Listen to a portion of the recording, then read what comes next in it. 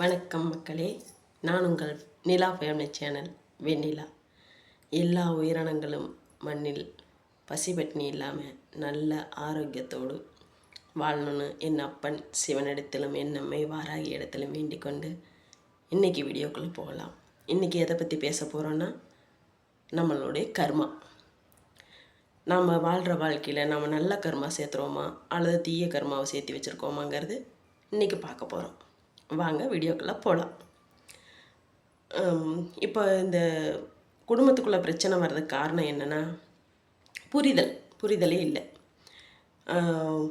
கணவன் மனைவி ஒரு குடும்ப வாழ்க்கைன்னு ஸ்டார்ட் ஆகும்போதே முதல்ல திருமணம், ரெண்டாவது குழந்தைக்கு அப்புறம் அவங்கள வழி நடத்தி அவங்கள நல்ல ஒரு கரை சேர்த்துதல், அது தொடர்ந்து தான் போகுது. அதுதான் குடும்பம். கல்யாணமாகி கணவன் மனைவி மட்டுமே இருந்தால் அது வாழ்க்கை இல்லை. குழந்தைகள் இருக்கும். குழந்தைகளுக்கு அப்புறம் அவங்கள சார்ந்து போகிறது தானே வாழ்க்கை. அவங்களுக்கு செய்கிறது, அவங்க நான்கிற எண்ணம் இல்லாமல் என்னுடைய குழந்தைகள், என்னுடைய குடும்பம் அப்படின்னு போகிறது தானே வாழ்க்கை. அதில் தான் சில தவறுகள் செய்து அதில் கர்மாவுடைய நம்ம நல்ல கர்மாவை சேர்த்துறோமா தீய கர்மாவை சேர்த்துறோமாங்கிறது அதில் தான் இருக்குது. ஒரு குடும்பம்னு எடுத்துக்கிட்டோன்னா, ஒரு குழந்தைகள் தம்பதியராக திருமணமான புதுசில் தம்பதியராக சந்தோஷமாக இருப்பாங்க. எல்லா சந்தோஷத்தோடும் நிம்மதியாக ஒரு அன்பு அரவணைப்போடு இருப்பாங்க. ஒரு குழந்தைன்னு வந்ததுக்கப்புறம் அதையெல்லாம் அந்த மனைவி குழந்தைகள்கிட்ட காட்டிக்கிட்டு கணவனிடத்தில் கொஞ்சம் கேப்பு இடைவெளி வருதுன்னு வச்சுக்கோங்களேன். அந்த இடைவெளியை கணவன் தவறாக எடுத்துக்கக்கூடாது. எல்லா குழந்தைகளை கவனிச்சுட்டு நம்மளை கவனிக்கிறதில்ல.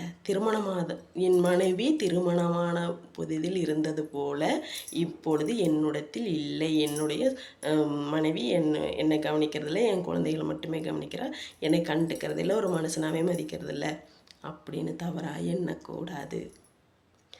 யாருக்காக கஷ்டப்படுறா? யாரை பார்க்குறா? ரோட்டில் போகிறவங்களேவா? இல்லையே, உங்களுடைய குழந்தை. ஒவ்வொரு ஆண்மகனும் அதை யோசிக்கணும். யாருக்காக என் மனைவி கஷ்டப்படுறா? என்னால் வந்த குழந்தை, என் மனைவி என் குழந்தைய வழிகாட்டுதல், வழி நடத்துறதுல கவனமாக இருக்கிறா. என் மனைவி சரியாக இருக்கிறா. நானும் தவறு செய்ய மாட்டேன். நானும் சரியான தகப்பனாக இருப்பேன். ஒரு என்னை திருமணமான புதிதில் என் மனைவி சந்தோஷமாக வச்சுருந்தாங்க அந்த ஒரு எண்ணம் இல்லாமல், இனி அடுத்த நம்ம கட்டத்துக்கு போயிட்டோம். அடுத்த கட்டத்துக்கு போகிறது தானுங்க வாழ்க்கை. அடுத்த கட்டத்துக்கு போயிட்டோம். நான் இப்போ தகப்பன். நான் என்னுடைய குழந்தைகளுக்கு நான் நல்ல தகப்பனாக இருப்பேன். தாயாக அவள் சரியாக இருக்கால்ல, அதுபோல் நீங்களும் தகப்பனாக சரியாக இருக்கணும்ல.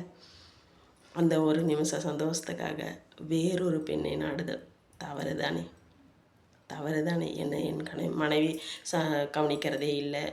கல்யாணமான ஒரு இதில் எனக்கு அப்படி சமைச்சு கொடுத்தா, இப்படி பார்த்தா, என்னை அப்படிலாம் கவனிச்சுக்கிட்டா, இப்போல்லாம் எதுவும் கண்டுக்கிறதில்ல, குழந்தைங்கன்னு என்ன குழந்தைகளையே பார்த்துட்ருக்குறா அப்படின்னு நினைக்கக்கூடாது. ஆனால் 185% ஆண்மகன் அந்த மாதிரி யோசிக்கிறது இல்லை. இது என் குழந்தை, என் குடும்பம், என் மனைவி சரியான வழிகாட்டுதலோடு இருக்கிறா, என் மனைவி கரெக்டாக தான் இருக்கிறான்னு 185% கணவன்மார்கள் அதை நல்லபடி எடுத்துக்கிறாங்க. இனி மீதி இருக்கிற அந்த ஒரு 15% அந்த ஆண்கள் மட்டுமே தவறாக புரிஞ்சுக்கிட்டு வேறொரு பெண்ணை நாடிக்கிறாங்க. சந்தோஷம் அது ஒன்று மட்டும்தானாப்பா வாழ்க்கை?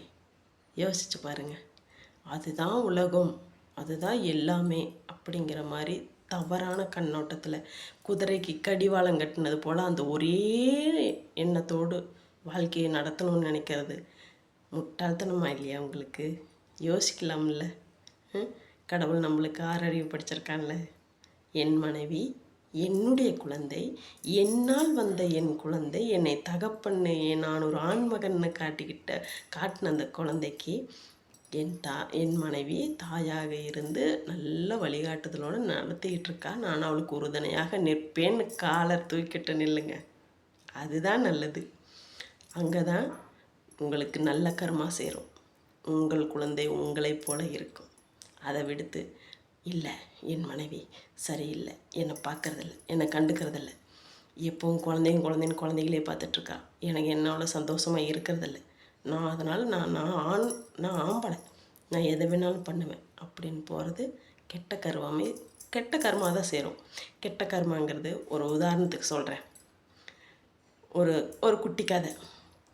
ஒரு குடும்பம், கணவன் மனைவி குழந்தைகள்னு சந்தோஷமாக இருக்கிறாங்க. அங்கே இறைவனுடைய வரப்பிரசாதமாகவே அவங்க வாழ்க்கை இருக்குதுன்னு வச்சுக்கோங்களேன்.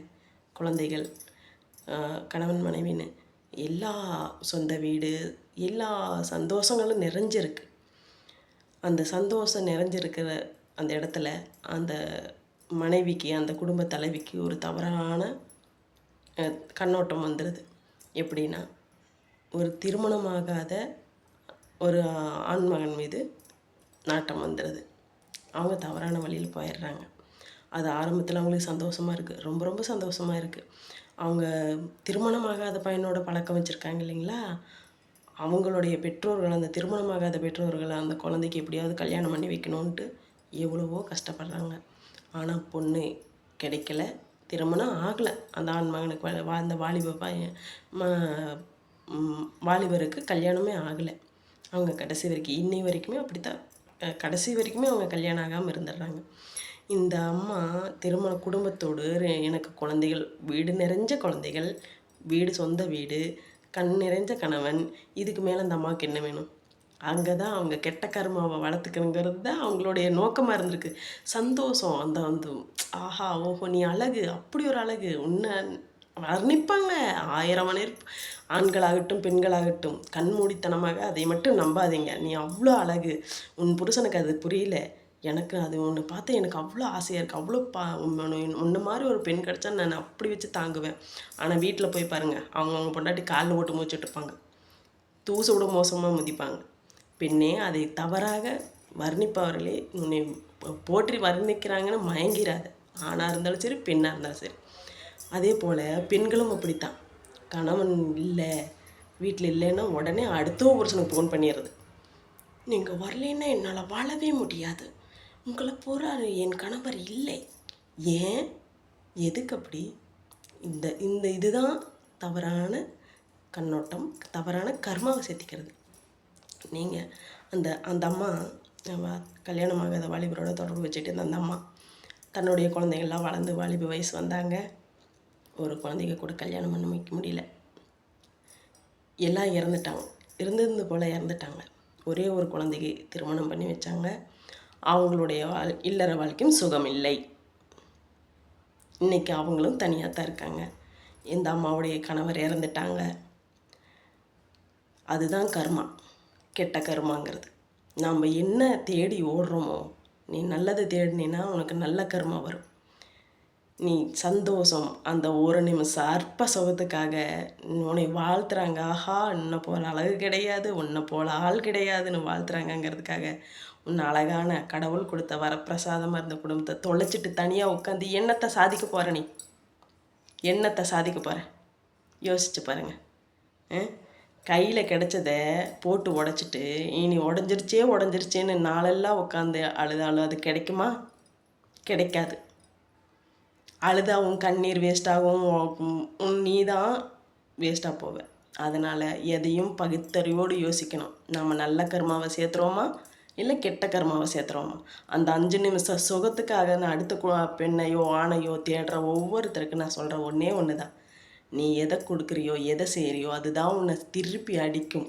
இந்த குடும்பத்தை கெடுக்கிறதுக்காக இந்த ஏவல் பில்லி சூனியம் ஏவி விடுறாங்க பார்த்தீங்களா, அவங்களுக்கும் அதே தான்.